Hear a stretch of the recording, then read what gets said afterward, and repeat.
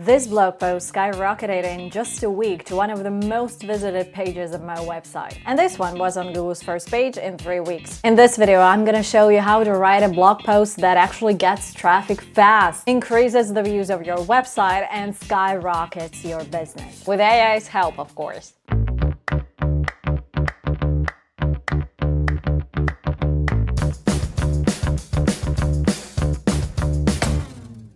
Whether your blog is a newborn or it's an ongoing project, I'm gonna share some tips on how to maximize the potential of your blog posts. Two important things before we start though. First, there are thousands of factors that determine how well your blog post will rank on search engines. I've been lucky enough to craft over 500 posts, and I'll be sharing my experience, what worked for me. It's also very consistent with the SEO best practices. And you can implement these practices and hacks to achieve better positions on search results pages. Second, if you have a new blog or website that doesn't have a strong backlink profile yet, there's a very fair chance that your blog post won't rank at all in the beginning, even if you implement all these practices.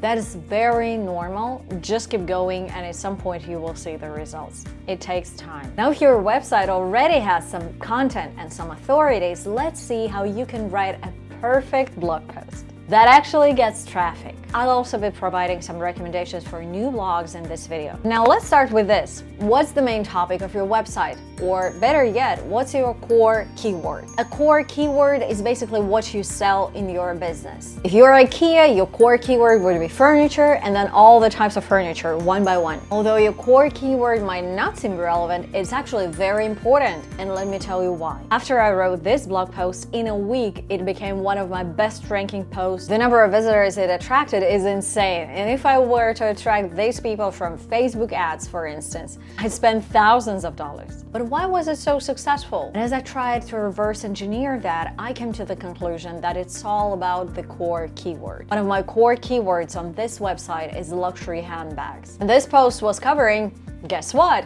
Luxury handbags. One of crucial factors that determine how well your content ranks is topic authority of your website. And this baby happened to hit it. It seems so simple, right? If you're selling furniture, just create content about furniture.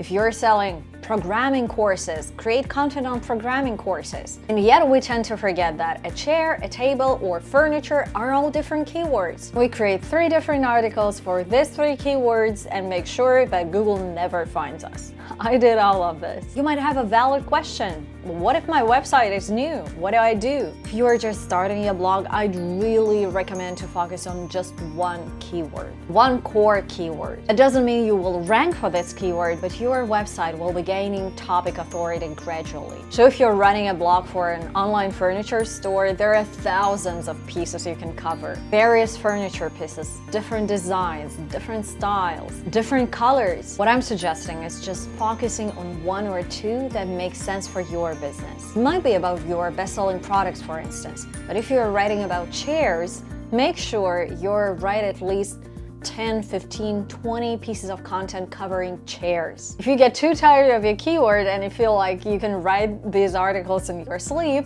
that's our goal. So the first rule of creating a blog post that gets explosive traffic is that it should be consistent with your website's main keyword. Now the keywords, how do you choose them? That's the balance between the potential volume of traffic and the keyword difficulty. If you are starting a new blog, it's generally recommended to stick to the keywords that don't have a lot of competition.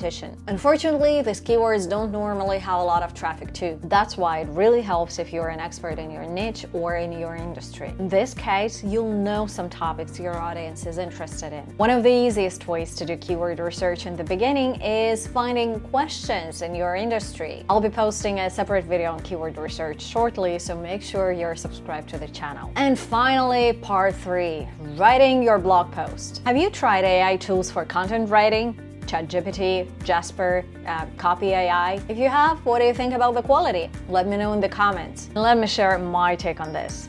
I'll be blatantly honest, AI content is boring. It's an average of the average of the average of the average of anything that was ever written on the topic. And if your AI tools don't yet have the connection to the internet, it's even worse than that. Should you use it? Absolutely. I'd say use it, but don't abuse it. If you're a one-man business and you have just started, you obviously have a very limited resource.